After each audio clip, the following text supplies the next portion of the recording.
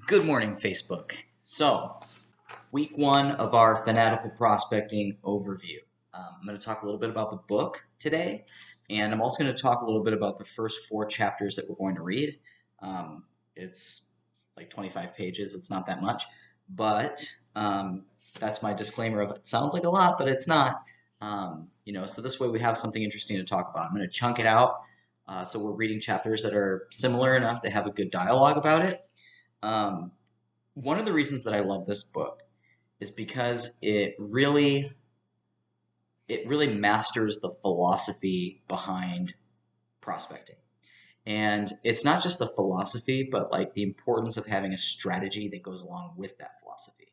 Because it's easy to say like, okay, today I'm going to get up and I'm going to make calls and I'm always going to be the guy making the calls. But what process do you have in place to be the guy that makes all the calls? So understanding how to best utilize your time, how to be strategic with who you're reaching out to. The fourth chapter, third chapter in here is literally to cold call or not to cold call. And if cold calling is your thing, then by all means, grab that phone book, open it up, and have at it. But what if there was a way to cold call strategically so you're working more efficiently? Therefore, you can utilize your time to do more. No brainer, right?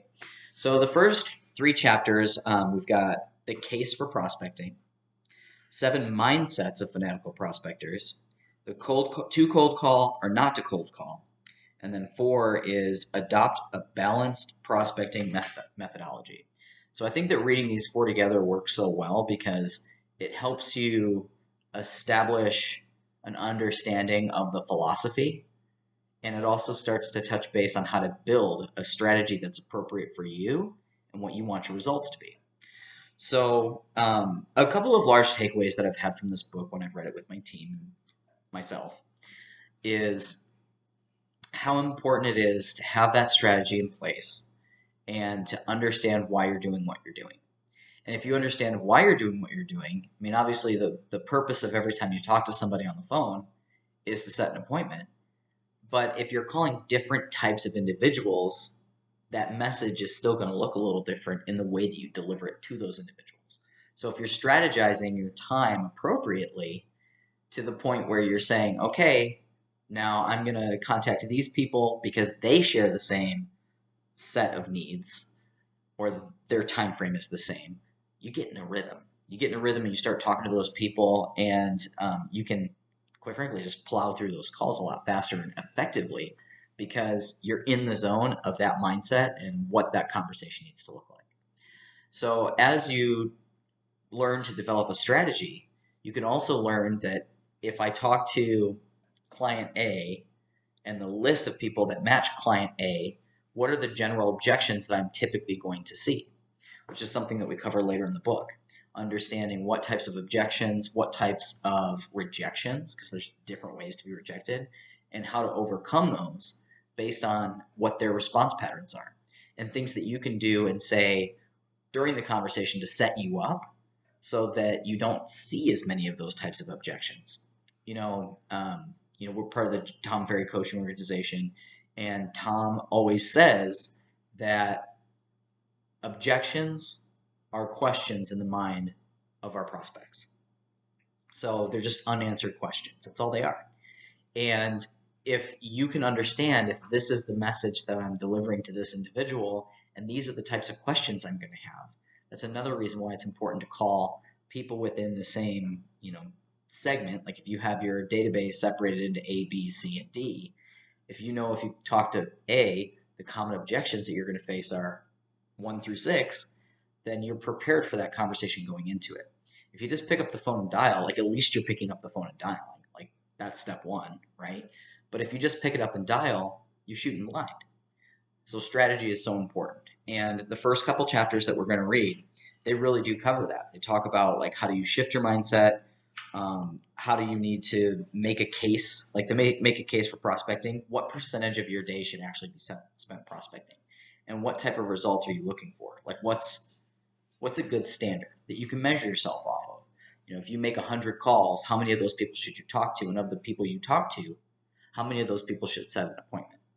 And if you've got those types of things to actually measure, once you track and measure, you can develop a plan to grow with your success. So, I'm not going to go deep into this stuff today. I just wanted to do a quick little overview of the book and some things to expect to learn from it. And so mindset, learning different ways for people to reject you and how to embrace rejection, and the simple math of the more you prospect, the luckier you become. That's what it boils down to. There's a story in here, and I'll just quickly touch on this because we're going to read it, that talks about how the author was brought in to observe the sales team and the things that he witnessed the sales team doing that could potentially be hindering their performance. And it's funny because one of his large takeaways from this that he presented on his consulting was that the individuals were finding other things to do to occupy their time between calls instead of just doing it. And I think that we're all guilty of that. I'm guilty of that. Everybody on my team is guilty of that. But in some situations, you get distracted by something. And if you have a really strong system in place to help you stay focused even when you're not, you're more likely to be successful. I just had a conversation with my ISA about this today. About, he's a workout guy. He big and buff. And I asked him, I was like, so when you go, sorry, the dogs are barking, if you can hear that in the background, but if you are a bodybuilder, do you say, today I'm going to work out? I'm going to work out today and I'm going to go to the gym and I'm going to do some stuff to work out. No. Especially if you're somebody who has a very specific goal for your health, you go in and you say, on Monday, I'm going to pump these weights, I'm going to do this type of cardio. The next day you go, okay, well, I need to recover those muscles, so the next day I'm going to do these muscles, so that you have an ongoing strategy to hit your end result. So with prospecting, what's stopping us from doing the same thing? I mean, every single time you pick up the phone, you learn something. So, there's that. Every time you're learning, you're creating a foundation of growth. And if you're not learning from those situations and further fine-tuning your strategy and your goals and how you come in alignment with that, I think a lot of prospectors, they just jump in and they say, okay, I'm going to make all these calls. But because they don't have that strategy, they're going to the gym and they're saying, well, I'm going to work out some today. And I'm going to run a little bit, and I'm going to lift some weights, and that's enough. And that's what we do. But when the top prospectors in any sales industry, the top prospectors know exactly what they're doing and exactly why they're doing it, which in some cases means they don't have to do as much to get the same result because they're doing it effectively. So I really look forward to going over this. And, the book club's new. I know there's not going to be a lot of us. And if you, in the future, join on and you are reading, you're watching previous episodes of this, I hope that you are able to get caught up enough so you can start reading with us in the future. But I definitely encourage everybody to buy the book. You will not regret it. It's money well spent. And any time that you're investing yourself in your education, you can only benefit from it too, unless you have a closed mind and you refuse to learn. But that's on you, and chances are you're not going to buy the book. So that being said, chapters 1 through 4, again, the chapters are the case for prospecting, making a case for it, which we covered a little bit right now. 7 mindsets of fanatical prospectors. It's intriguing, right? Everybody loves a list. To cold call or not to cold call.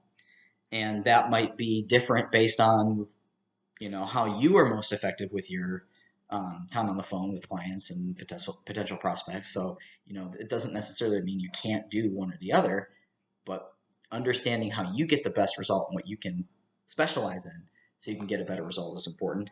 And adopt a balanced prospecting methodology. And that's going to be strategy. So I think this is a really great place to start because it's stuff that we can start to implement in the next week while we read the next couple chapters.